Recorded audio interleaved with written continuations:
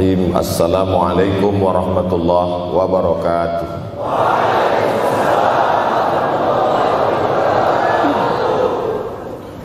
Alhamdulillahi wa kafa, wassalatu wassalamu ala al-habibil mustafa wa ala alihi wa ashabihi ahli tuqa wal wafa.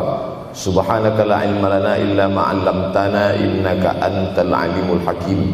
Rabbi shrah li sadri wa yassir li amri wahlul 'uqdatam min lisani yafqahu qawli. Yang sama-sama kita hormati bapak-bapak wakil rektor, tidak dapat saya sebutkan satu persatu, ketua takmir masjid, hadirin hadirat jamaah fardu subuh, bil khusus adik-adik mahasiswa mahasiswi, insyaallah kita semua dimuliakan Allah Subhanahu wa taala.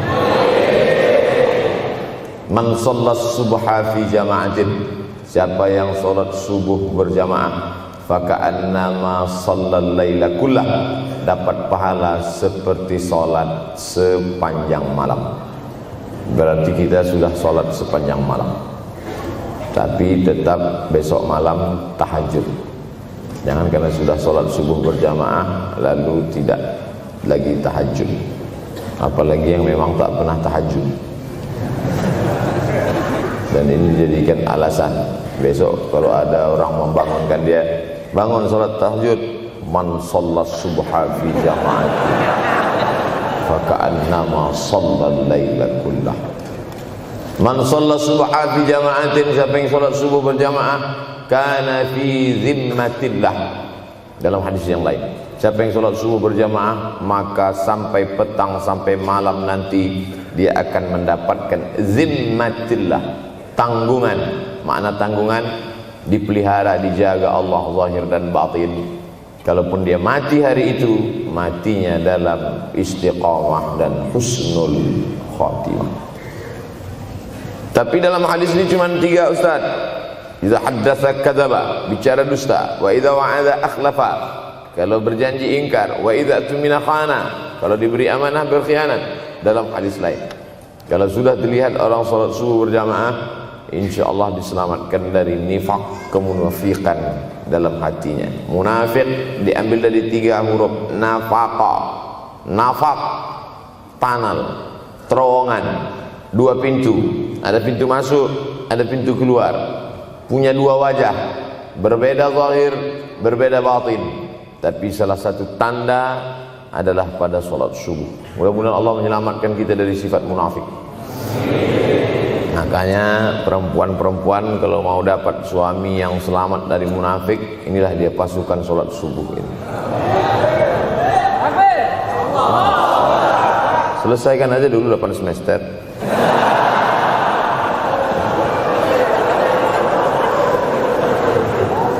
Imam Abu Ja'far Al-Barzanji menulis dalam syairnya, walamma tamma min hamlihi, ketika sempurna hamil Aminah, syahrani 2 bulan, ala ashhuril aqwalil marwiyah, menurut riwayat yang masyhur, tufiya bil madinatil munawwarati abuhu Abdullah, meninggallah abuhu, bapaknya, bapak Nabi Muhammad SAW, Abdullah bin Abdul Muttalib bin Hashim bin Abdi Manaf bin Qusay, di kota Al-Madinah Al-Munawwarah. Ketika itu usia Nabi 2 bulan dalam kandungan.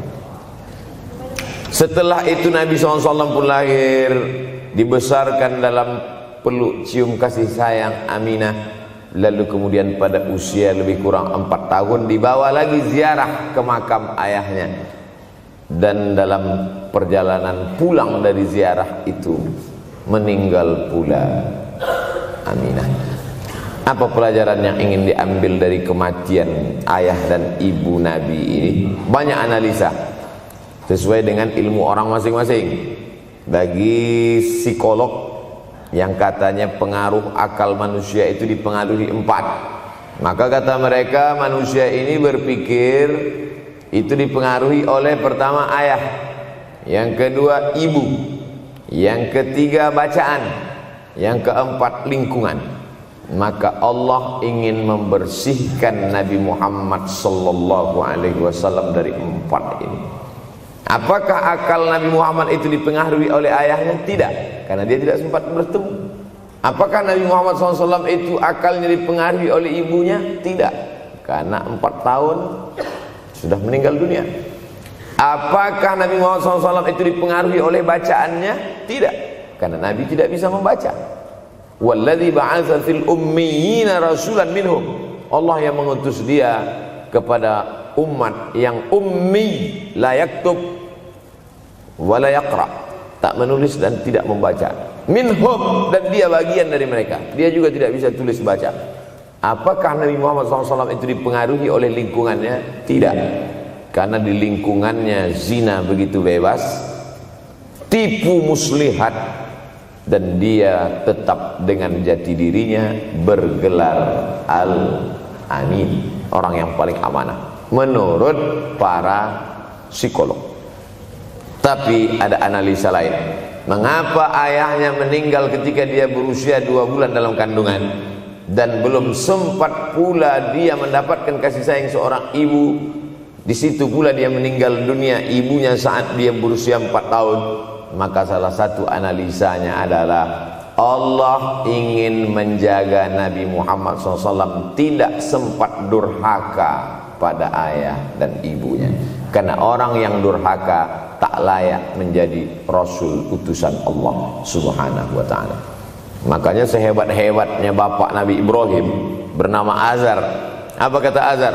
Wa idh qala Ibrahimu li abihi Azara. Ingatlah ketika Ibrahim berkata kepada bapaknya Azar, atattakhidhu asnaman alihah. Mengapa engkau menjadikan berhala ini sebagai Tuhan, wahai bapakku Azar? Apa jawab Azar? La illam tantahi, kalau kau tidak berhenti menceramahi saya, la arjumannaka, aku lempar engkau pakai batu. Wahjurni maliya, tinggalkan aku untuk waktu yang sangat lama. Pergi sana, kata Azar. Apa jawab Nabi Ibrahim alaihissalam? Salamun alaika, selamat untukmu wahai ayahku Azar. Aku akan memohonkan astaghfirulaka rabbi, memohonkan ampun kepada Allah dosa-dosamu supaya diampunkan Allah. Innahu kana bi hafiyya, sesungguhnya Allah amat sangat sayang dan mengabulkan doa-doa. Nabi Ibrahim sempat bertemu dan tidak melawan. Tapi Nabi Muhammad SAW beda dengan Nabi Ibrahim. Allah buat Ibrahim tidak melawan, tapi ayahnya menjadi durhaka kepada anak. Sedangkan Nabi Muhammad SAW dua-dua dan dijaga Allah Subhanahu wa ta'ala. Nabi Muhammad dijaga sehingga tidak sempat durhaka kepada Abdullah dan Aminah, dan Allah pula menjaga Abdullah, menjaga Aminah, sehingga tidak sempat menyakiti manusia yang paling mulia, Nabi besar Muhammad sallallahu alaihi wasallam. Saya tidak memilah-milih nabi-nabi, karena kita memang tidak boleh la nufarriqu baina ahadim mir rusulih. Kita tidak boleh membeda-bedakan antara satu nabi dengan nabi yang lain. Lalu yang membedakan itu siapa? Allah Subhanahu wa ta'ala. Dari cara panggilnya saja berbeda. Kalau Nabi Adam dipanggil Allah, ya Adam uskun anta wa zawjukal jannah. Nabi Yahya dipanggil Allah, ya Yahya khudhil kitaba biquwwah. Nabi Isa dipanggil Allah, ya Isa inni istafaituka 'alan nas. Tapi Nabi Muhammad sallallahu alaihi wasallam, Allah tidak pernah manggil dia ya Muhammad. Allah panggil dia dengan 2 sebutan. Pertama, ya ayyuhar rasulu balligh, wahai rasul. Dalam panggilannya yang lain, ya ayyuhan nabiyyu jahidil kuffar. Bukan kita yang membedakan, Allah yang membedakan cara panggilan untuk Muhammad sallallahu alaihi wasallam. Begitu juga dengan berdoa. Kalau Nabi Musa alaihissalam, dia yang berdoa, Rabbis shrahli sadri, lapangkan dadaku, wa yassirli amri, mudahkan urusanku. Tapi Nabi Muhammad tidak berdoa, Allah langsung memberi. Apa kata Allah? Alam nashrah laka sadrak. Apakah belum kulapangkan dadamu?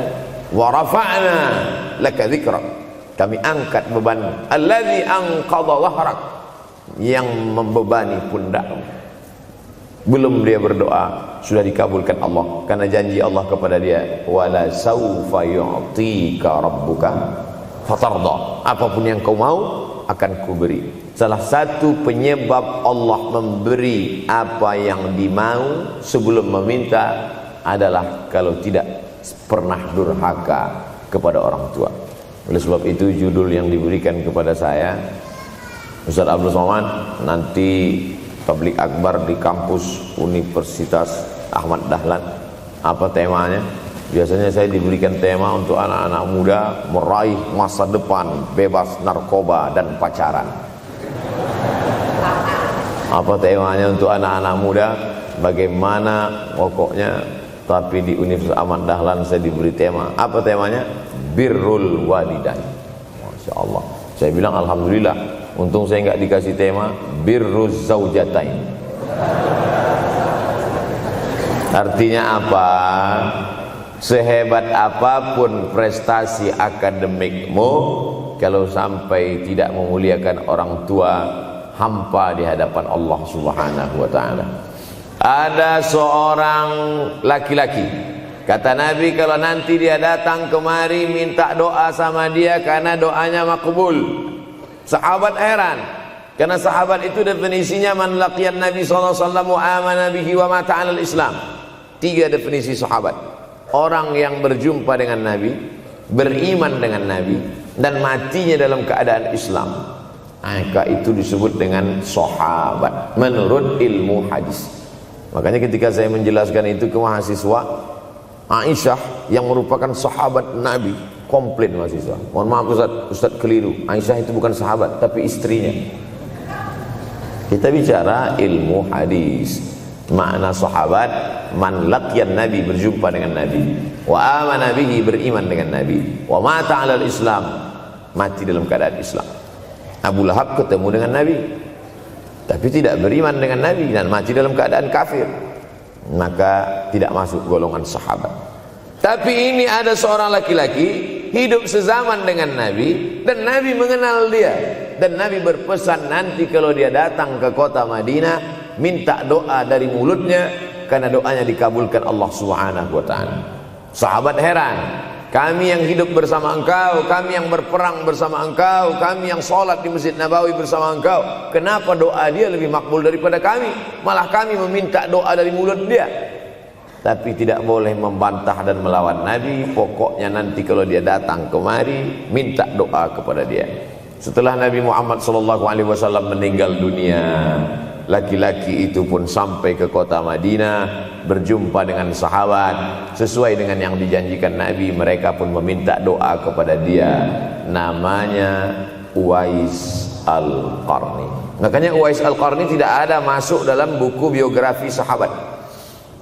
Kalau mau mencari biografi sahabat Nabi, buka kitab namanya Al-Isabah fi Tamyizis Sahabah, atau baca juga Usudul Ghabah fi Ma'rifatis Sahabah, atau baca juga Al-Isti'ab fi Ma'rifatil Ashab. Itu memang buku biografi isinya sahabat Nabi semua. Sahabat Nabi klasifikasi. Yang pertama, Al-Ashra Al-Mubashsharuna bil Jannah, 10 sahabat yang dijamin masuk surga. Level kedua, sahabat Nabi yang ikut perang Badar. Berikutnya, sahabat Nabi yang masuk Islam sebelum hijrah. Berikutnya, barulah ujung sahabat Nabi masuk Islamnya setelah hijrah, setelah Islam kuat, barulah dia masuk Islam. Tapi nama Uwais Al-Qarni tidak ada di dalam, karena dia tidak cukup syarat untuk menjadi sahabat, karena dia tidak pernah berjumpa langsung dengan Nabi Muhammad sallallahu alaihi wasallam. Tapi kenapa doanya makbul? Ternyata dia tidak berjumpa dengan Nabi bukan karena dengki, bukan karena musuh, bukan karena tidak beriman. Dia tidak jumpa dengan Nabi, salah satu sebabnya adalah karena dia menjaga ibunya di Yaman. Makkah di tengah, Yaman di bawah, Syam di atas, negeri Syam. Tak ada hubungan dengan negeri paman Syam. Syam di atas, Yaman di bawah, Makkah di tengah. Liila fi Quraisy, perjalanan orang Quraisy. Ila fihim rihlatash shita'i was-shaib, perjalanan syita musim dingin, shaif musim panas. Musim dingin mereka ke Yaman, musim panas mereka pergi ke negeri Syam. Kenapa dingin ke Yaman? Karena Yaman ini kalau musim dingin tidak terlampau dingin, salju tidak turun. Kalau pergi ke negeri Syam, salju turun. Palestina, Yordania, Suriah, Lebanon.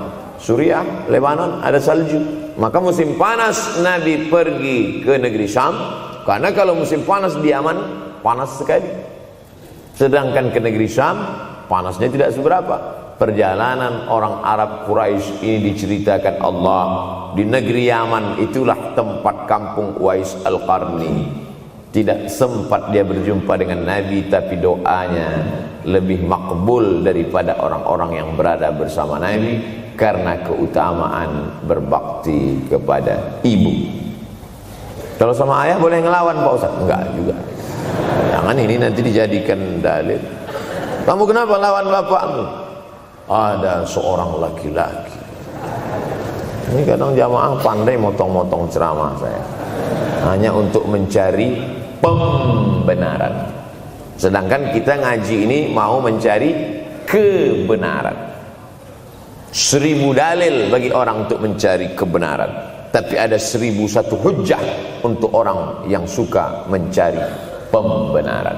Nah, jadi kalau saya bicara tentang ibu, sesungguhnya ayah sudah masuk. Karena tanpa ayah kita juga bukan apa-apa dan bukan siapa-siapa, walaupun jatah ayah sepertiga, sedangkan ibu lebih daripada itu. Man ahaqqun nas bi husni suhbati, siapa orang yang paling layak mendapatkan baktiku ya Rasulullah? Ummuka. Summa man, siapa lagi? Ummuka. Summa man, siapa lagi? Ummuka. Summa man, abuka. Itu yang menyusun itu Nabi SAW, bukan saya. Itu makanya ibumu, ibumu, ibumu, bapakmu. Kenapa Nabi 3 kali? Kenapa Nabi menyebut laki-laki 1 kali, perempuan 3 kali? Karena ibumu mengandung, ibumu melahirkan, ibumu menyusukan. Siapa yang mau dapat 3 kali? Coba yang 3 ini. Mengandung, melahirkan, menyusukan. 3 ini belum bisa dilakukan oleh laki-laki dimanapun. Adapun merubah wajah sudah bisa. Makanya ada lady boy, wajah lady, betis boy. Tapi untuk mengandung tidak bisa. Ana Rahman, aku ini Rahman, kata Allah. Syaqaqtur rahim wa ja'altu lahu isman min ismi. Aku ciptakan satu makhluk di dalam perut perempuan, maaf, namanya rahim, dari namaku. Ini yang belum bisa dibuat dokter dimanapun di dunia ini, menciptakan rahim, belum bisa. Andai terpecah rekor ini, maka kebanggaan luar biasa bagi LGBT. Tidak bisa, sampai hari kiamat tidak akan bisa, janji Allah. Karena Allah mengatakan dalam hadis qudsi, Ana Rahman ja'altu lahu isman min ismi.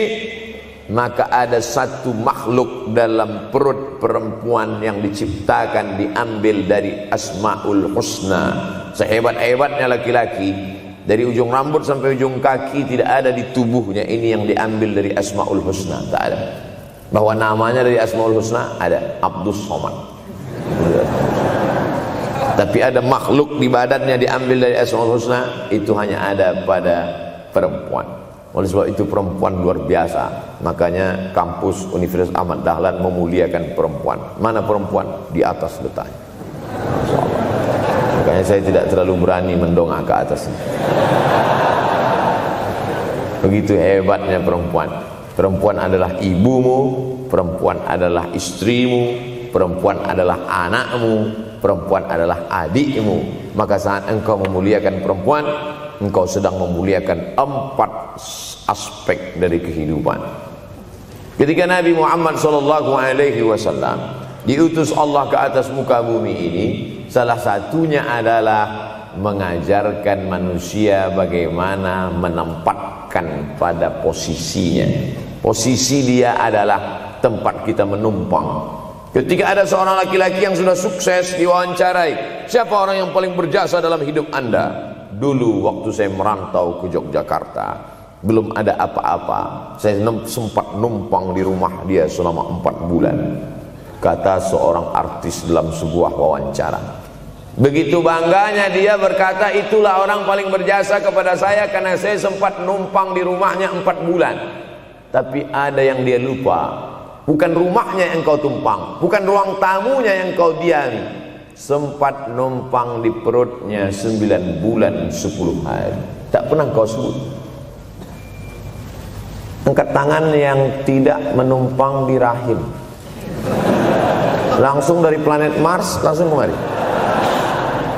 Enggak ada. Mr. Bean yang kita semua sehebat apapun pernah menumpang di perutnya. Oleh sebab itu makanya dosa yang paling mengerikan adalah kalau ada orang jual sabu-sabu, peminum khamar, di dunianya bahagia, happy, senang. Itu Ustaz, pengedar narkoba, hidupnya aman, adem, ayam, tentram. Di akhirat azabnya baru diberikan Allah Subhanahu wa taala. Ada orang yang pelakor senior tapi hidupnya di dunia senang-senang saja, di akhirat nanti azabnya ditunda. Namanya istidraj.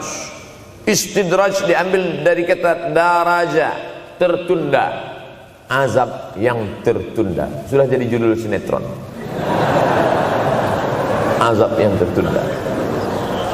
Tapi ada satu perbuatan dosa yang pasti di dunia dirasakan. Apa itu? Durhaka pada orang tua.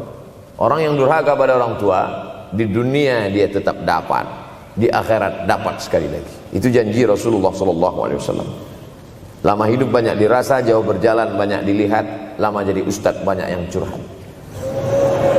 Maka tidak 1 2 itu saya lihat dalam kehidupan. Hebat, rezeki banyak melimpah ruah, tapi jauh dari kebahagiaan.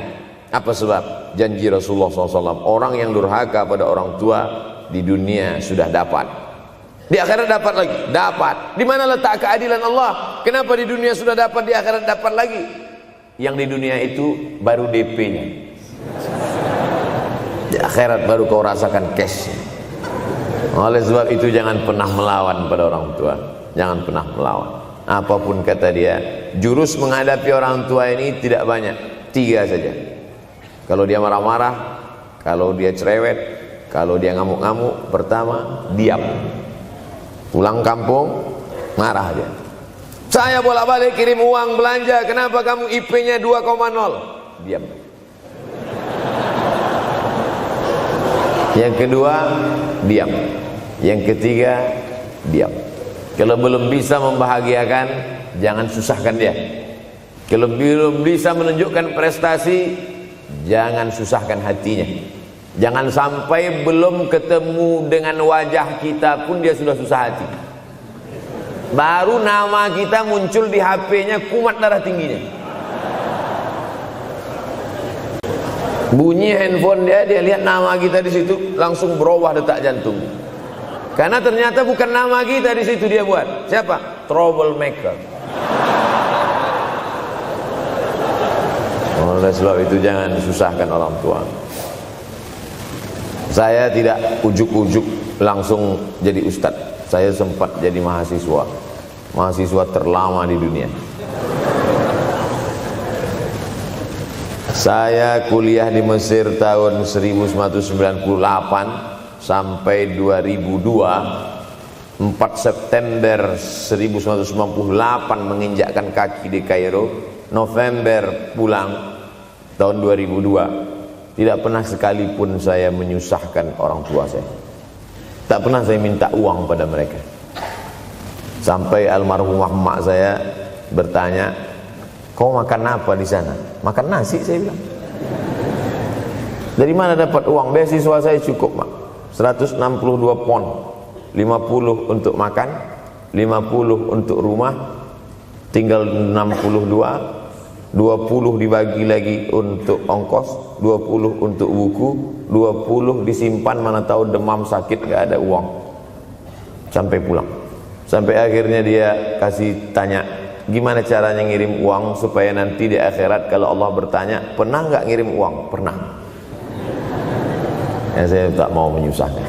Saya menganggap kalau nanti saya minta hatinya susah, kalau nanti saya banyak minta, saya tak bisa balas, maka saya bukan berarti mengajak adik-adik tidak minta uang. Saya paham tak semuanya dapat beasiswa, artinya minta. Cuman kalau minta ya pulang nanti sampaikan ke orang tua, saya sudah dengar ceramah Ustaz Somad, maka saya tidak minta lagi, man. Tidak.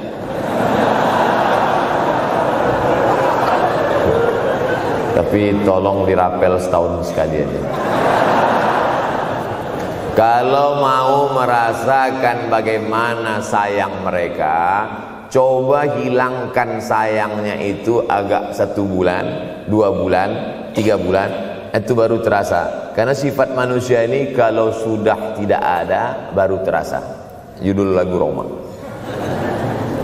Kalau dia masih ada di depan mata kita, masih dekat dengan kita, kita merasa dia biasa-biasa saja.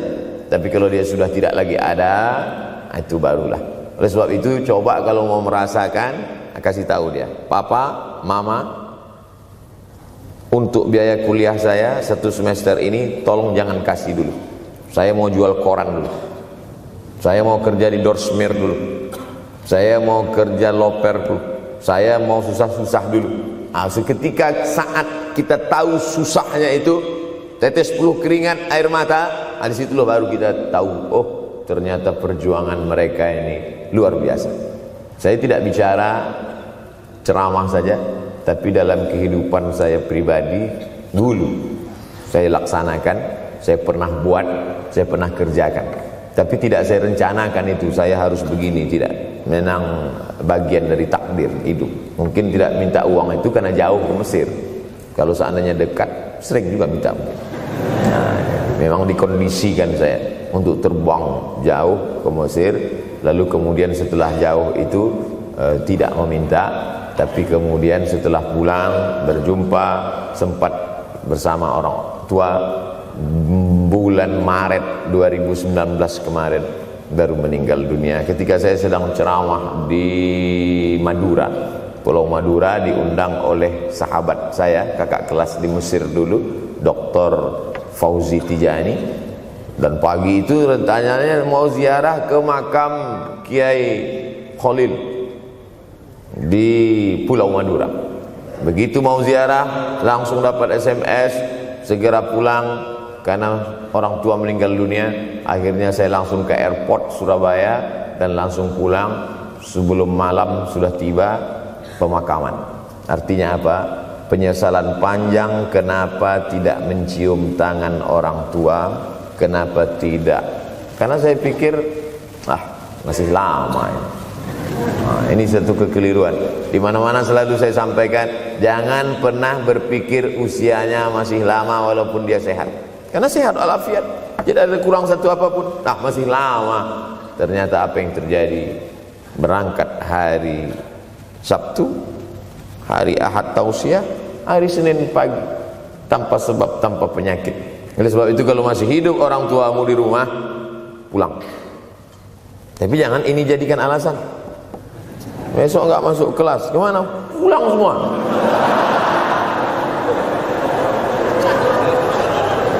Pulang sesuai dengan kondisi, situasi dan keadaan. Pulang. Kalau masih bisa membahagiakan dia apa makanan kesukaannya, belikan. Suka makan apa dia? Belikan. Itu yang dia inginkan.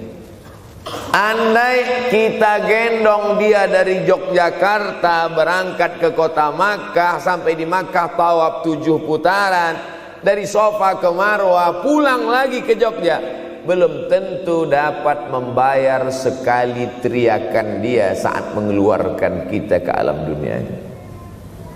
Jadi banyak orang terlalu membanggakan. Saya sudah banggakan dia Pak Ustaz, saya sudah bayarkan ONH-nya. Berapa? Baru DP-nya. Sudah merasa berbakti kepada orang tua? Belum. Makanya digunakan kata birrul walidain. Kenapa Allah tidak menggunakan kata husnul walidain? Hasan baik, jayyid baik, thayyib baik, khair baik. Tapi yang dipakai birrul walidain. Hanya satu-satunya kata untuk orang tua dipakai birrul walidain. Karena kata birru adalah sifat Allah Subhanahu wa taala. Makanya di antara Asmaul Husna ada Al-Barrut Tawwab. Allah yang punya sifat itu. Maka kita diharapkan berakhlak seperti akhlak Allah Subhanahu wa taala.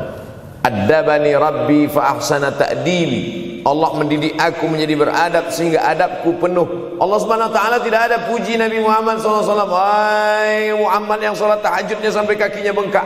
Hai Muhammad yang hajinya tidak ada. Apa kata pujian Allah untuk Nabi Muhammad SAW? Wa innaka la'ala khuluqin azim. Akhlak agung dan mulia.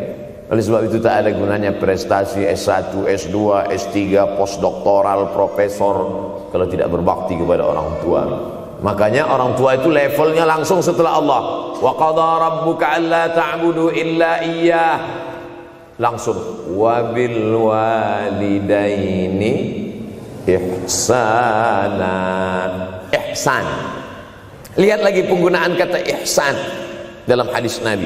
Jibril alaihissalam datang, rambutnya tidak berdebu, bajunya sangat putih bersih, tapi tidak ada orang yang kenal. Diriwayatkan oleh Sayyidina Umar ibn al-Khattab radhiyallahu anhu, aku melihat ada seorang laki-laki rambutnya sangat hitam dan bajunya sangat putih, tapi kami tidak ada yang kenal. Ini tiga indikasi ini menunjukkan kebingungan. Kalau ada orang rambutnya sangat hitam dan kita kenal, berarti dia memang orang situ, memang tinggalnya di situ. Tapi dia kalau orang perantau, rambutnya pasti berdebu karena tinggal di gurun pasir. Sekarang kan banyak tuh anak-anak muda yang rambutnya berdebu. Itu berarti orang jauh, bukan orang Jogja. Bajunya sangat putih, tapi kami tidak kenal. Kalau bajunya agak-agak kotor, berarti dia musafir. Pantas kalau kita tidak kenal. Tapi bajunya sangat putih, berarti dia memang orang situ. Tapi kami tidak kenal. Kata Umar bin Khattab, rambutnya sangat hitam, bajunya sangat putih, tapi kami tidak kenal. Dan dia duduk berhadapan dengan Nabi, lututnya dekat dengan lutut Nabi, tapi kami tidak kenal. Dia bertanya tentang iman, dia bertanya tentang Islam, dia bertanya tentang ihsan. Setelah selesai baru Nabi bertanya, Umar, ya, kamu tahu siapa tadi yang datang bertanya tentang iman, Islam dan ihsan itu? Tidak, Jibril yu'allimukum dinakum. Tadi yang datang itu adalah Jibril alaihissalam. Orang selevel Umar bin Khattab tidak kenal Jibril. Ada orang Indonesia baru ketemu Jibril.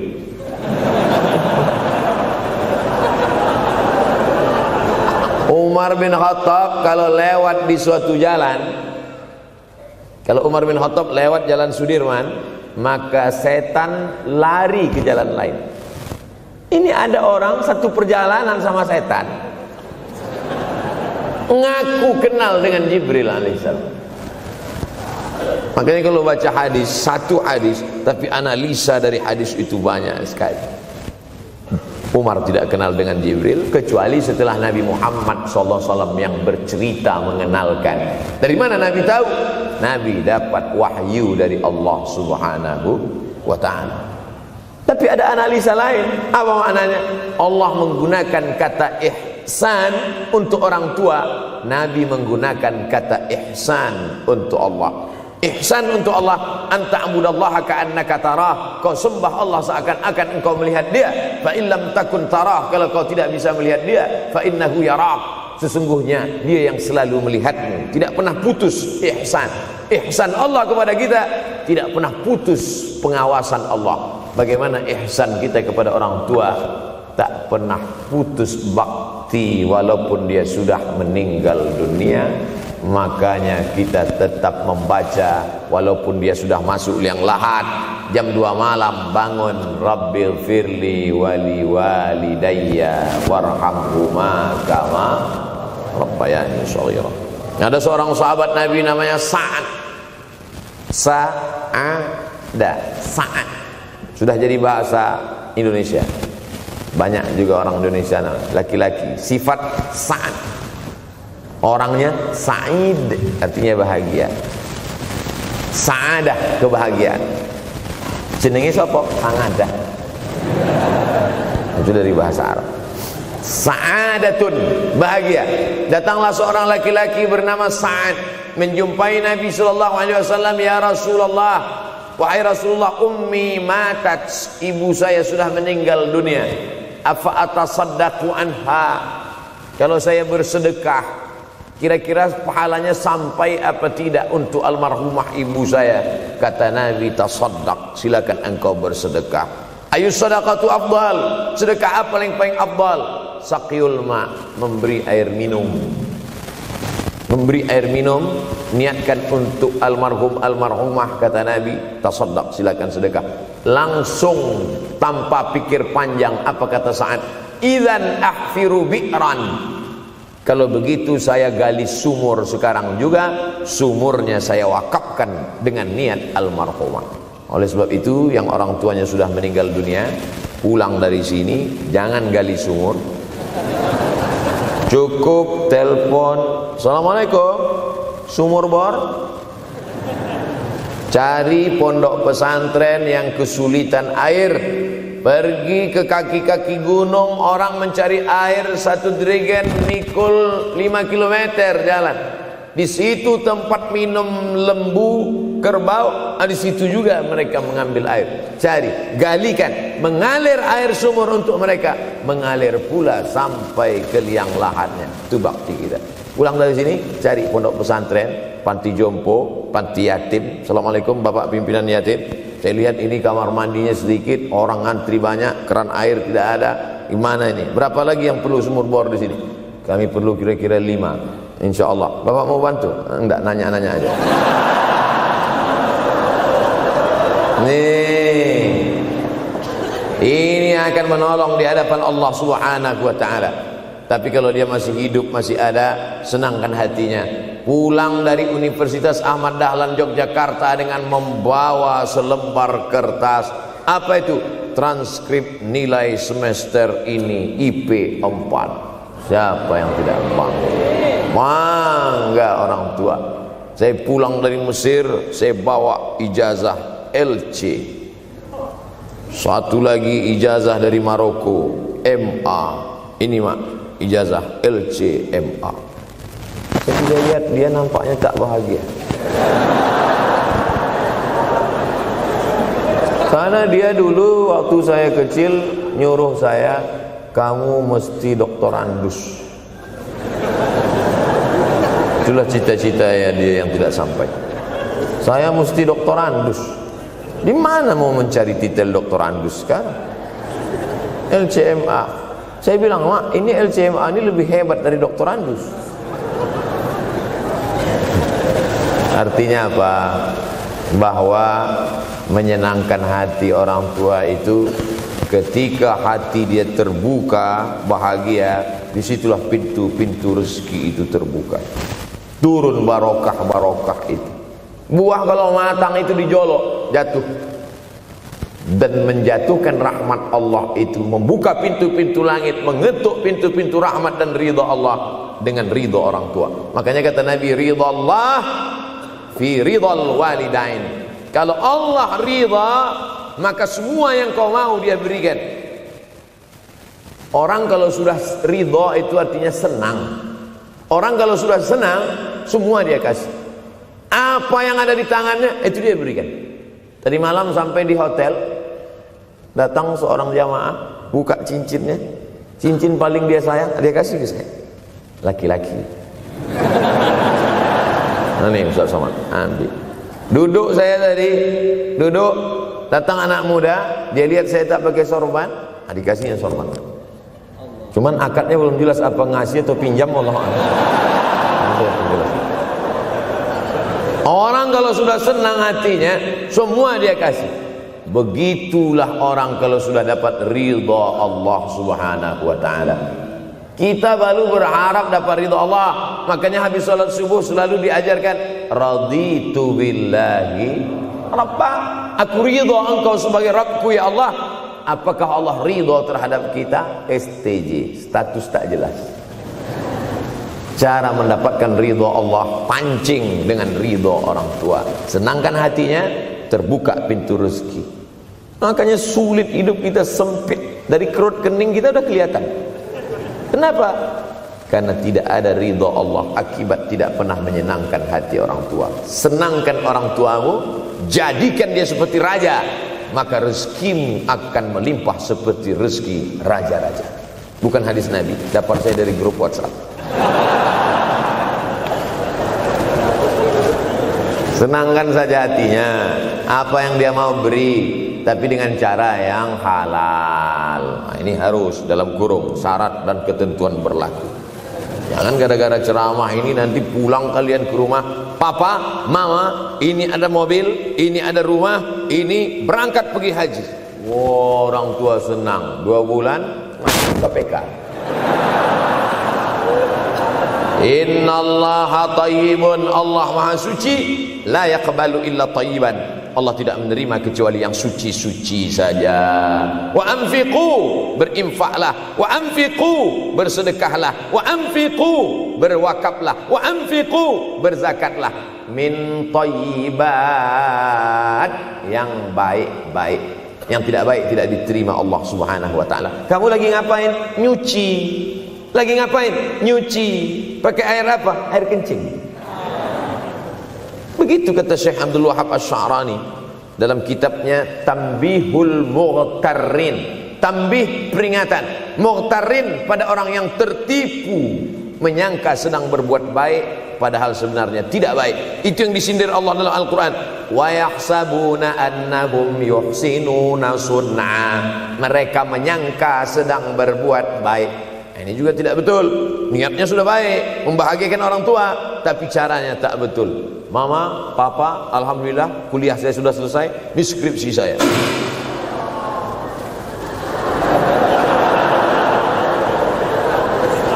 Masya Allah. Bayangkan kalau kiamat tiba-tiba terjadi. Begitulah agaknya terkejutnya kita. Kiamat terjadi tapi belum sempat berbakti kepada orang tua. Dosa belum sempat meminta maaf. Silap dan salah berapa kali kita kencing di kainnya yang bersih. Berapa kali dia tidak jadi tahajud gara-gara kita menangis dari Isya sampai subuh. Pakai pengawet nangisnya. Tapi kita tak pernah sadar itu. Kita menganggap kita di dunia ini dibesarkan angin. Kita menganggap kita ini bangsawan, bangsa yang hidup di awan. Berapa kali dia tidak jadi sholat duha gara-gara kita kencing. Berapa kali nasi yang sudah mau disuap masuk ke mulutnya tak jadi. Bahkan dia tidak makan sama sekali. Dan berapa kali makanan dia belikan hanya untuk susu, hanya untuk menyenangkan kita. Pernah kita balas. Dan dia tidak pernah minta balas itu. Oleh sebab itu, siapa yang mengingatkan? Abdul Somad diberikan judul berat ini. Judul yang paling berat ceramah tentang orang tua, tentang ibu, tentang ayah. Jarang saya mau menerima judul-judul pengajian. Ini pun dikasih tahu setelah sampai di sini. Maka saya belok-belokkan dikit. Ini air mata udah mau menetes, belokkan. Nanti kalau saya nangis di sini, siapa yang ceramah kalau saya nangis? Oleh sebab itu maka yang orang tuanya masih ada, beruntung dan bertua, bawakan dia rumah makan. Ada sahabat saya namanya Ustadz Lukman di Pontianak, bukan Kuntilanak. Mereka punya program namanya Bawa Ibu ke Rumah Makan. Keren nama programnya. Bawa orang tua ke rumah makan. Nanti hari libur adik-adik anak-anakku sekalian libur, bawa ayah, bawa ibu ke rumah makan. Ketika Ustadz Lukman cerita itu ke saya, Ustadz Somad, kita punya program baru nih. Apa nama programnya Ustadz? Bawa ibu ke rumah makan. Alhamdulillah Ustadz Lukman, seluruh rumah makan di Pekanbaru tempat tinggal saya itu semua sudah saya bawa. Emak almarhumah saya bawa sup tunjang, saya bawa rendang, saya bawa goreng ayam, saya bawa goreng puyuh, saya bawa. Cuman ada rumah makan ular sawah itu yang tak saya bawa singgah. Lain dari itu sudah saya bawa. Tak ada penyesalan dalam hati. senangkan hatinya. Apa pakaian yang dia suka? Orang tua itu tidak minta yang besar, asal ada saja. Pulang dari Yogyakarta sampai ke rumah, ini tadi ada nampak sedikit tanda terkenang, kalau banyak makan sendiri. Ketika dia senang melihat itu, bahagia hatinya, nampak senyum di tepi bibirnya, pada saat itulah rahmat Allah terbuka. Pada saat itulah ridha Allah datang. Mengapa sulit mencari pekerjaan? Mengapa payah mencari penghidupan? Salah satu yang mempersempit ridha Allah itu adalah karena tidak berbakti kepada orang tua. Oleh sebab itu maka judul tema yang diberikan birrul walidain, berbakti kepada orang tua, bahagiakan. Ini ada juga ini anak-anak yang sudah sukses ini, papa, mama sudah meninggal, papa jangan risau, silakan terbang ke Yogyakarta, ada adik di sana, silakan terbang ke Surabaya, ada kakak di sana, silakan terbang ke Kuala Lumpur, ada keluarga di sana, jangan hiraukan. Kata bapaknya, kalian terbangku saja kalian pikirkan, kemana aku hinggap tak kalian pikirkan. Ada sebagian orang ketika ibunya meninggal dunia, marah dia, mengamuk dia anggap kebahagiaan itu sudah hilang, padahal membahagiakan orang tua dua-dua adalah tanggung jawab kita. Kalau dua-duanya sudah tidak ada Pak Ustadz, masih ada keluarga. Ada keluarga. Al-khalah bimasabatil saudara ibu, kakak ibu, adik ibu, sama seperti ibu.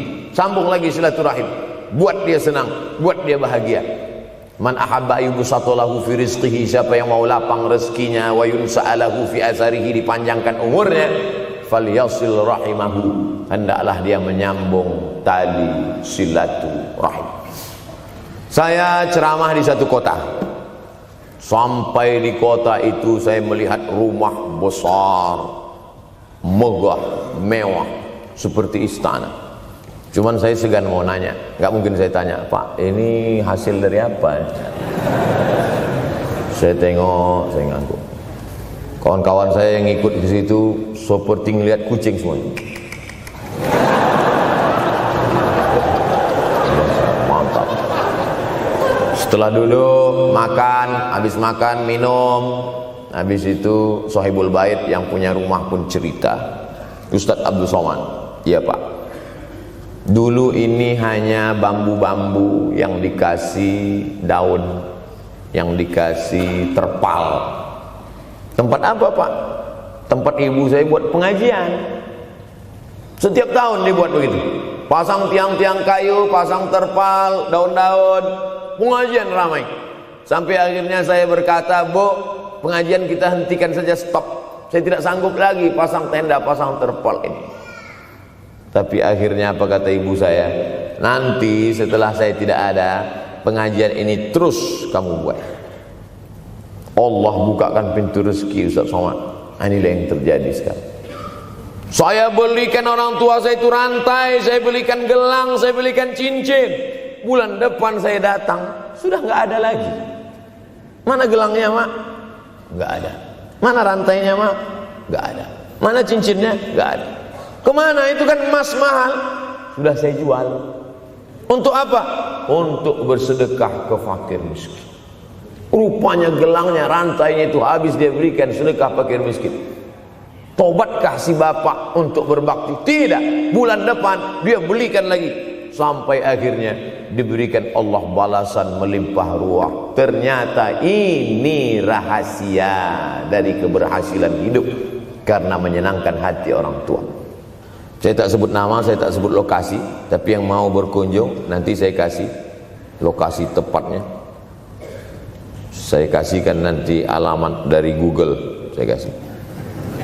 Supaya melihat secara nyata, kalaulah rezeki itu hanya diberikan kepada orang yang bersungguh-sungguh, pergi pagi pulang petang, peras keringat banting tulang, maka tentu yang kaya itu adalah sapi yang membajak dari pagi sampai sore. Kalaulah kekayaan keberhasilan itu diberikan yang paling pandai memanjat, maka tentu yang kaya itu monyet. Tapi Allah berikan kepada siapa yang dia ridhai. Dan penyebab ridha Allah itu adalah karena orang tua yang senang hatinya. Yang sempat durhaka, tidak sempat minta maaf, meninggal dunia dia sudah, apa boleh buat? Kau sudah booking seat di neraka. Yang sudah sempat durhaka, tidak sempat minta maaf, meninggal dunia gara-gara dia pecandu narkoba, pemabuk, pezina, mati. Orang tua dalam keadaan susah.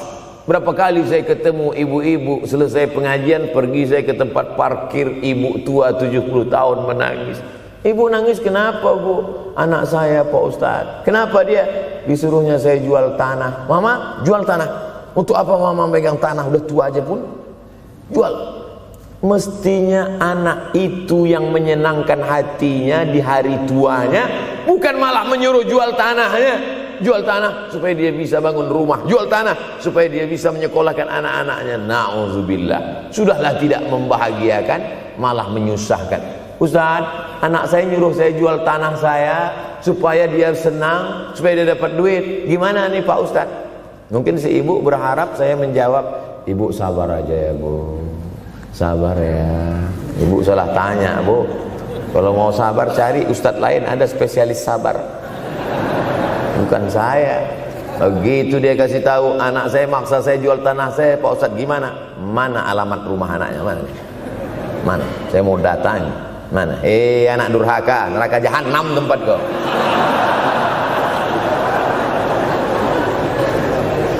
Tak mau dia ngasih alamat.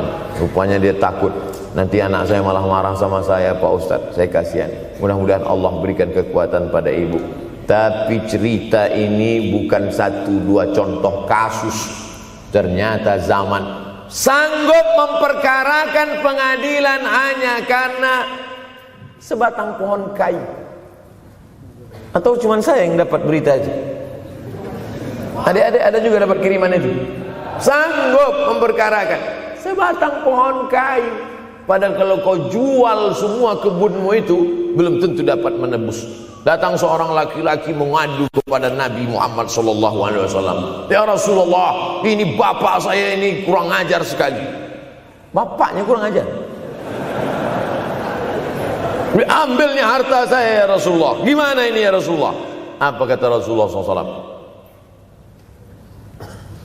Anta wa maluka li abik. Anta sampai ke tempat kita jadi ente.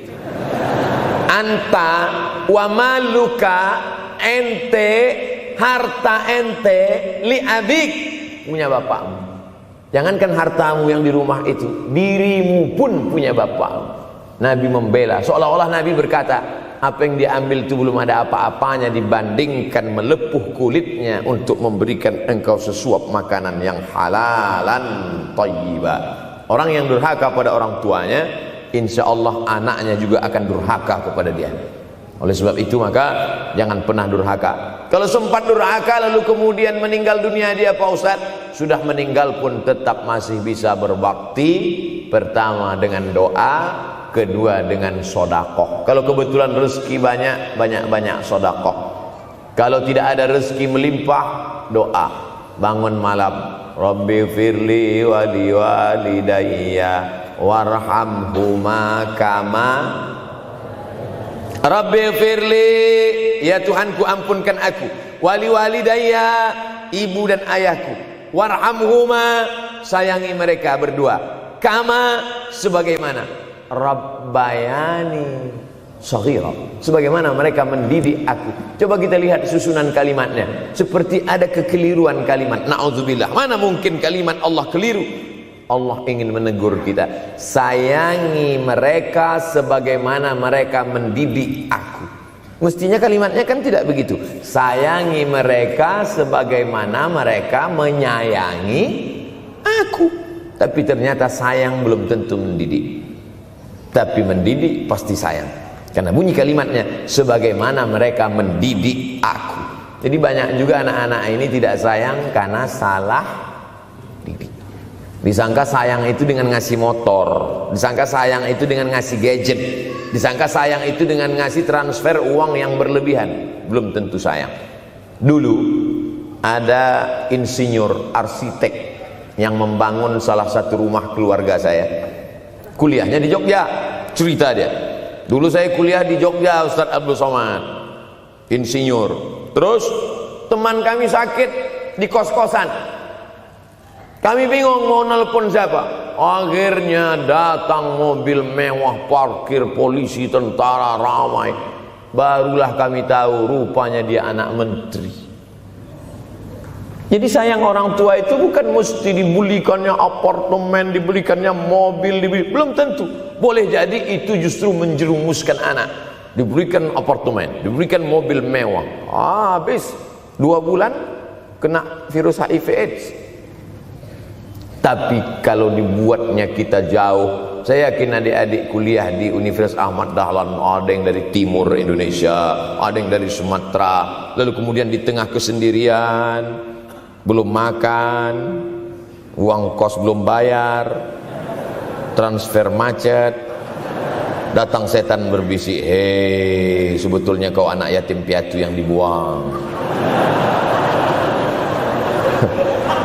Bukan, orang tuamu bukan tidak sayang, dia hanya sedang ingin mendidik supaya engkau menjadi anak yang mandiri.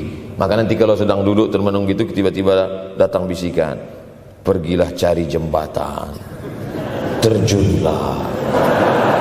Maka saat itu katakan dalam hatimu, lawan, hei setan. Orang tuaku sayang kepadaku, dia hanya ingin supaya aku mandiri. Ada orang tua yang salah didik kepada anak-anak, sampai mengikat tali sepatu pun anak tidak pandai. Baru mau mengikat tali sepatu, sudah diikatkan. Baru mau makan, sudah disuapkan. Akhirnya anak tidak punya keberanian untuk hidup. Harta dia punya, uang dia punya, materi dia ada. Satu yang dia tidak punya, tidak ada mental. Tapi anak-anak, adik-adik Universitas Ahmad Dahlan adalah orang yang punya keberanian untuk hidup. Betul? Yang di hadapan saya ini, siapa yang tidak punya keberanian hidup? Ini yang jam 5:30 masih belum hidup lagi. Tidak punya keberanian untuk hidup, hidupnya terlambat. Tapi mahasiswa Universitas Ahmad Dahlan punya keberanian untuk hidup. Bahkan mungkin dia lebih dulu hidup daripada saya. Lebih dulu bangun dia tadi. Alhamdulillahillazi ahyana ba'da ma amatana wa ilaihil nusyur. Tengok jam, oh rupanya masih jam 1, tidur lagi. Saudara yang dimuliakan Allah Subhanahu wa taala. Maka my life, my adventure, hidup saya adalah petualangan saya. Ini yang mau kita harapkan, berani menghadapi tantangan. Ada orang yang menganggap hidup ini ya simple-simple aja lah Pak Ustaz. Tapi ada orang ingin hidup ini penuh dengan perjuangan. Sama seperti makanan, ada orang simple aja, nasi, kecap, telur rebus, dah cukup. Tapi ada orang mau ada goreng ayamnya, ada rendangnya, ada supnya, ada tom yamnya, ada lengkap semua. Begitu juga hidup ini. Ada orang yang simpel aja, ambil goreng ikan, makan. Tapi ada satu lagi enggak, pergi naik mobil sampai ke tepi hutan, naik motor, habis itu nyewa speedboat sampai di tengah laut mancing. Ujung-ujungnya ikan juga. Yang dia nikmati bukan ikannya, tapi yang dia nikmati adalah proses untuk mendapatkan ikannya. Faham? Itu enaknya ngomong sama mahasiswa. Coba kalau yang masyarakat biasa, kita udah capek cerita, selesai ada pertanyaan, Ustadz maksudnya tadi apa ya? Aduh, capek gitu. Saya terus terang kalau ceramah di depan mahasiswa ini bangkit semangat saya lagi. Ini sekarang rasa-rasa umur 24. Tapi begitu nanti sudah mulai agak jauh dari mahasiswa, balik 42 lagi. Nah, makanya saya senang kalau diundang ke kampus-kampus. Saya kalau di Jogja diundang di kampus terus, walaupun nggak semua nerima.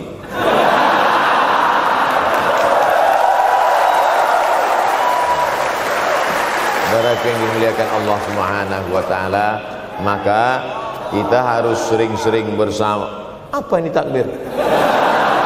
Takbir itu ngusir setan. Tadi saya ceramah jam 4:30. Sekarang sudah jam 5:30 Artinya saya sudah ceramah 70 menit. Ini sudah keluar dari kode etik. Karena di mana-mana saya ceramah 60 menit. Kenapa bisa Ustaz Somad ceramah 70 menit di Universitas Ahmad Dahlan ini? Kenapa? Semangat. Semangat yang membuat kita. Padahal berdiri lagi. Tahan, belum sarapan lagi. Tahan. Artinya apa? Yang membuat kita kuat itu bukan materi, bukan makanan, tapi semangat. Maka jangan sempat kehilangan semangat. Bangkitkan semangat. Semangat terus. Semangatnya apa? Semangat ingin membahagiakan orang tua. Kalau lupa, tulis. Biasanya mahasiswa ini kan suka lupa. Tulis di dinding kamar. Semangat bahagiakan calon mertua.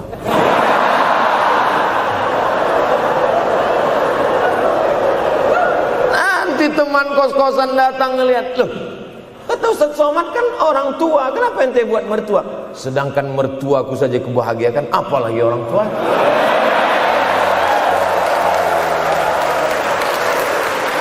Begitu hebatnya. Cuman kadangnya kita hanya mendapat ini hanya di sinetron-sinetron saja. Real nyatanya di mana? Datanglah ke Universitas Ahmad Dahlan. Jadi hidup ini harus ada target yang mau dicapai. Banyak orang targetnya nggak benar. Saya ingin menjadi orang yang punya kepribadian, Pak Ustadz. Rumah pribadi, mobil pribadi.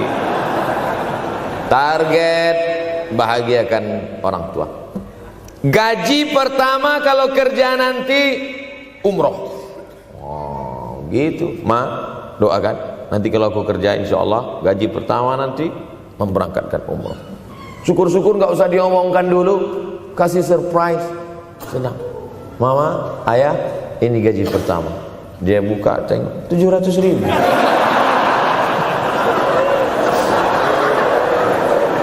Menangis dia menerima gaji pertama itu. Bukan karena harunya sikit. Gitu dia buka amplop, oh kok setitik dong. Haru dia. Kenapa setiap mendapat hadiah dari anak, orang tua selalu meneteskan air mata? Karena kita tidak pernah besar dalam pandangan matanya. Kita sehebat apapun, kita tidak pernah besar di matanya.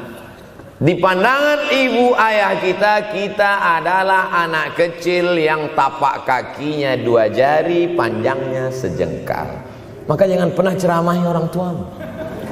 Jangan mentang-mentang sudah mahasiswa pulang, ayah sini, mama sini, dulu assalamualaikum. Bisa. Karena kita tidak pernah besar di mata orang tua. Kita tetap kecil. Walaupun kamu sudah menikah, sudah punya istri, sudah punya anak, kau tetaplah anak-anak dalam pandangan dia. Oleh sebab itu jangan sok besar, jangan sok hebat. Kalau ada pesan yang ingin mau disampaikan, jangan melalui mulut kita, dipinjam mulut orang lain. Tokoh masyarakat, alim ulama, dia ngajinya di mana? Ada yang mau kita perbaiki, jilbabnya mungkin kurang panjang, mungkin ada kebiasaan dia yang kurang baik.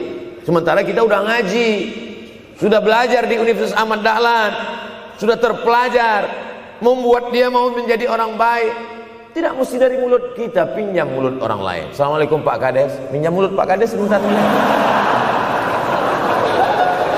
Pak Kades, ayah saya kan orangnya baik sama Pak Kades. Iya, nanti kalau saya ngomong dia nggak dengar.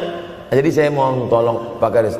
Pak Kades, ayah saya sampai sekarang belum sholat Pak Kades. Jadi tolong Pak Kades nasihati dia. Kata Pak Kades, saya juga nggak sholat. Hancur dunia persilatan. Oleh sebab itu senangkan. Ini banyak anak-anak yang udah ngaji, yang sudah aktivis masjid, merasa ingin orang tuanya baik, dia sendiri menceramahi, nggak ketemu, nggak connect dia. Ayah sini, orang yang tidak sholat neraka jahanam tempatnya. Sakit hati, meleleh air matanya. Sekali kau buat air matanya menetes, maka kau akan berenang dalam kesengsaraan. Jangan pernah buat dia menangis. Kalau dia nangis haru Pak Ustaz, nggak apa-apa. Cuman kita kan sulit membedakan mana air mata haru, mana air mata sedih. Sama-sama bentuknya air mata. Makanya ada ungkapan, jangan menangis air mata buaya. Kenapa selalu kalau disebut air mata buaya? Karena memang buaya menangis bukan karena sedih, tapi karena kekenyangan. Buaya kalau habis makan orang, keringat, buaya itu tidak ada pori-porinya. Kita kalau berkeringat kan keluar pori-pori, ini keluar air. Buaya nggak ada. Satu-satunya tempat air keluar, itulah. Makanya menangis buaya, keluar air mata buaya. Maka jangan sampai kita nangis karena kekenyangan. Haru dia melihat pemberian kita. Di saat itu menetes air matanya, berdoa, dia memanjatkan doa, mengetuk pintu-pintu langit, terbuka. Masya Allah. Tembus. Pantasan doa mahasiswa Universitas Ahmad Dahlan kabul, rupanya pintu terbuka. Doa kepada Allah Subhanahu wa taala. Kadang-kadang kita merasa doa kita yang dikabulkan Allah, kadang-kadang kita merasa sok hebat. Setelah dia meninggal dunia, barulah kita sadar rupanya selama ini kita hanya menumpang doa. Numpang, bukan doa kita yang dikabulkan Allah ternyata, tapi doa dia. Tapi dia tidak pernah cerita itu. Dia nggak pernah ngomong. Apa pernah dia panggil kita, sini sebentar, aku sudah capek doain itu. Pernah dia bilang itu. Dia cukup mengadu tengah malam, ya Allah, anakku ini jadikan dia berhasil kuliahnya, ya Allah. Sudah hampir 14 semester nggak selesai-selesai. Dia mengadu kepada Allah Subhanahu wa taala. Ma, aku susah ini sekarang. Susah kenapa? Skripsiku ditolak terus. Pembimbing kemarin itu mempersulit terus. Berdoa dia tengah malam, ya Allah, lapangkan hati pembimbing itu supaya anakku cepat, ya Allah. Kalau enggak, matikan dia, ya Allah. Kabul. 2 hari setelah itu meninggal. Tapi kita tidak bisa request. Oleh sebab itu maka banyak-banyak dekatkan kepada orang tua, senangkan. Saya ceramah di Malaysia, dibawa jamaah ke mall. Ustaz Samad, esok kita tak ada tazkirah, tak ada tausiah. Kita nak pusing-pusing. Pusing-pusing maksudnya mutar-mutar. Pergilah kami ke mall. Sampai di lantai atas saya lihat anak-anak muda nyuapin orang tua. Ada restoran mahal, mewah. Itu kabarnya kalau mampir di restoran itu, makan, itu banyak yang nangis melihat harganya.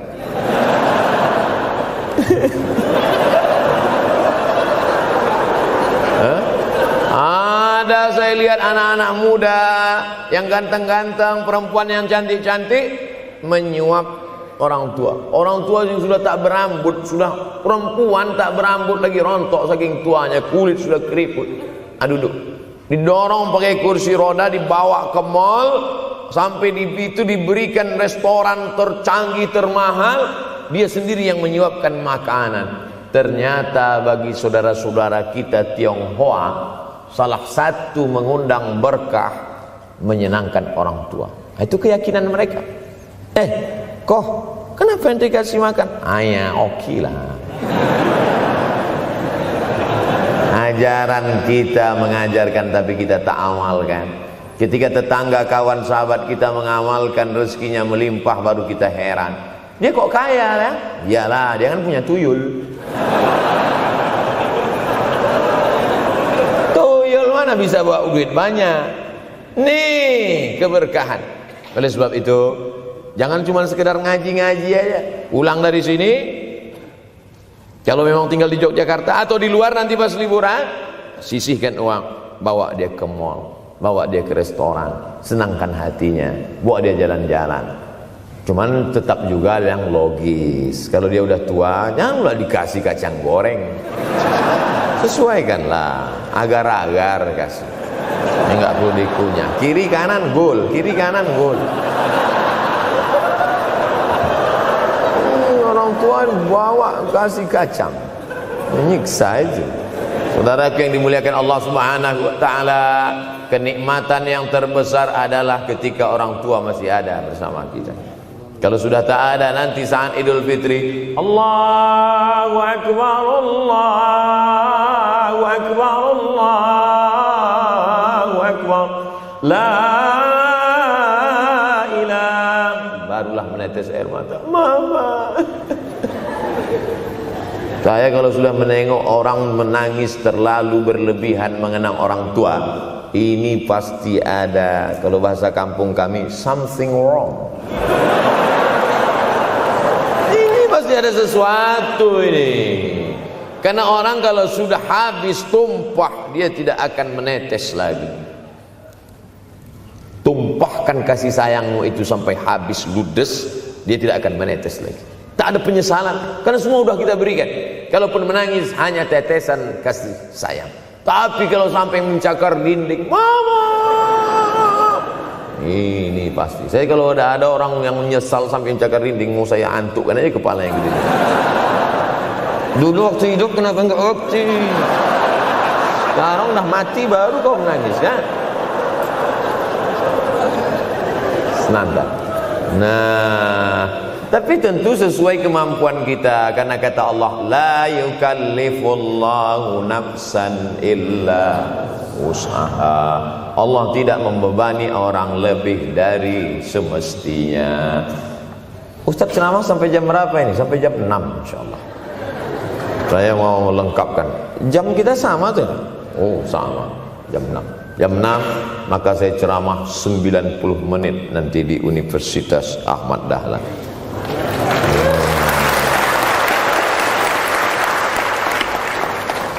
Berceramah di Universitas Ahmad Dahlan merupakan suatu kebanggaan bagi Abdul Somad. Kenapa begitu? Saya pengagum Kiai Haji Ahmad Dahlan, termasuk ulama yang saya kagumi. Lalu kemudian apa kekaguman di antara kekaguman Ustadz terhadap Kiai Haji Ahmad Dahlan? Beliau punya keberanian untuk melawan arus TBC, tahayul, bid'ah, cuerafat. Dia berani melawan itu. Dan akhirnya, dan beliau tidak membangun ketokohan. Tidak yang dibangkitkan itu Ahmad Dahlannya, tapi yang dibangkitkan itu metodenya. Yang dibangun itu relnya. Sehingga nanti kalau kereta apinya lapuk, tetap akan ada kereta api baru yang lewat di rel ini. Ini yang dibangun. Dan akhirnya sampai hari ini saya sedang berada di hadapan kereta api yang baru. Ada Thomas.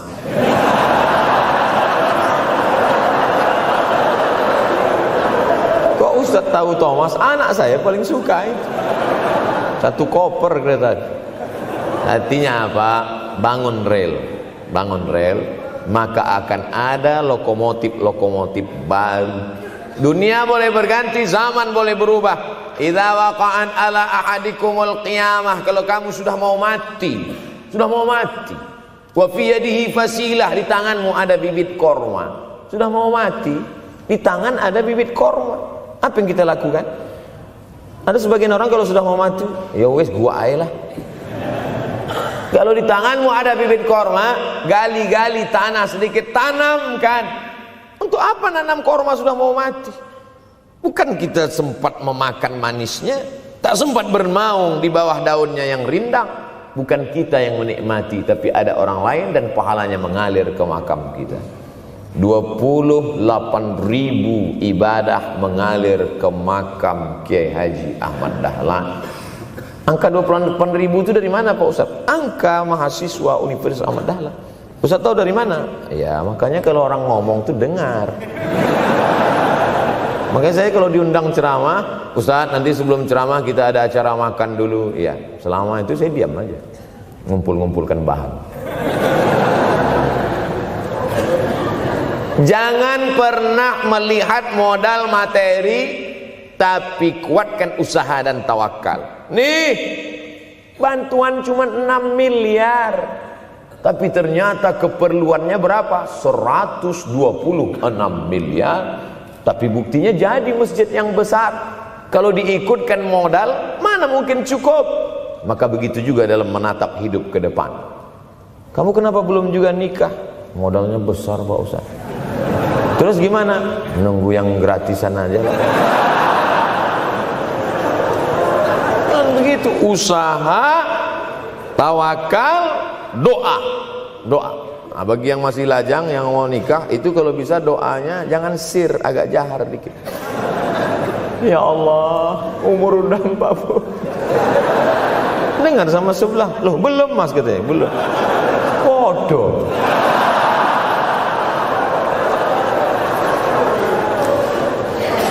Kira-kira rezeki itu Allah yang ngatur atau kita yang ngatur? Allah. Makanya di antara Asmaul Husna Ar-Razzaq, yang maha memberi rezeki. Kalau Allah yang mengatur, mungkinkah Allah menyia-nyiakan kita? Tidak. Cicak di dinding, semua tahu, karena dari kecil kita memang sudah diajari lagu cicak. Cicak, cicak di dinding. Ada nggak pernah yang dinyanyikan lagu kadal? Ada. Kenapa mesti cicak? Coba tanya ibu kita yang dulu nyanyikan. Mama, kenapa cicak, Ma? Karena kalau buaya terlalu gede, nak. Kenapa cicak? Dia sedang mengajarkan kita bagaimana cicak dengan segenap kelemahannya. Cicak itu binatang yang lemah, hidupnya aja sungsang. Kita selalu berlawanan dengan cicak. Yang kata kita di atas, kata cicak di bawah. Tapi makanan cicak luar biasa. Apa makanan cicak? Helikopter, nyamuk. Cicak tidak bisa menggunakan tangannya, karena kalau dia pakai tangannya jatuh. Kadang pakai 4 aja jatuh. Selalu kan kejadian eksiden cicak jatuh. Cicak tidak pernah gunakan tangannya untuk makan, karena dia harus berpegang kuat. Apa yang dia pakai? Lidahnya. Lidahnya dia pakai. Nyamuk yang dia makan. Helikopter. Habis dimakan oleh cicak. Siapa yang paling hebat? Nyamuk. Makanannya darah. Nyamuk masih keluarga Dracula. Tapi Allah SWT mau mengajarkan jangan putus asa, gunakan potensimu, apapun yang terjadi gunakan. Ini sekarang banyak anak-anak muda nih kehilangan semangat. Kalau engkau kehilangan beras masih bisa hidup 3 bulan. Kalau engkau kehilangan air masih bisa hidup 3 hari. Tapi kalau kau kehilangan semangat, kau hanya hidup 3 detik. Tik, tik, tik, mati. Oleh sebab itu jangan sampai kehilangan semangat. Bahasa kitanya putus asa. Sampai dingin tuh lontong. Bukan karena ceramah terlalu lama, bukan. Sampai dingin itu sarapan pagi gara-gara mahasiswa. Ente kenapa? Galau Ustaz. SMS nggak dibalas, telepon nggak diangkat. La ilaha illallah Muhammad Rasulullah. Mahasiswa seganteng ini, sehebat ini, begitu cepat putus asa. Saya aja setua ini, sekurus ini masih banyak yang mau. Lihat tuh komen-komen di Instagram, baca tuh komen-komen di YouTube. Ustadz, jadikan aku yang kedua ya. Masa kalian anak-anak muda gagah perkasa, bangkitkan semangatmu, takbir. Banyak yang belum ketemu jodoh. Saudara yang dimuliakan Allah Subhanahu wa taala, maka bangkitkan semangat. Tapi yang namanya semangat ini tidak bisa bangkit dengan banyak. Kita lihat orang bersemangat, pede di depan orang, pede luar biasa. Dia kok pede sekali? Pakai sandal. Banyak juga yang semangat, pede luar biasa, rupanya pakai jimat. Kita pede kita bukan karena sabu-sabu, bukan karena narkoba. Pede kita karena kita sudah serahkan semuanya pada Allah. Inna sholati wa nusuki wa mahyaya wa mamati lillah. At-tahiyatul mubarakatun sholawatun thayyibatun lillah. Tapi tetap satu. Jangan nanti mentang-mentang udah dengar ceramah saya at-tahiyatul mubarakatun.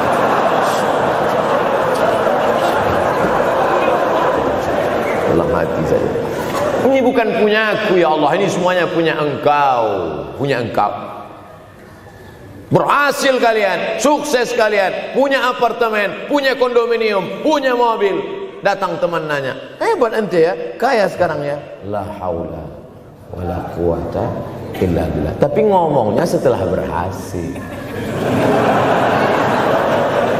La haula wala quwata itu setelah berhasil atau sebelum? Setelah semua dipuji orang, hebat ente sekarang ya. La haula wala quwwata, bukan punya saya, punya Allah. Tapi sekarang banyak orang salah. Ente kok enggak kerja? La haula.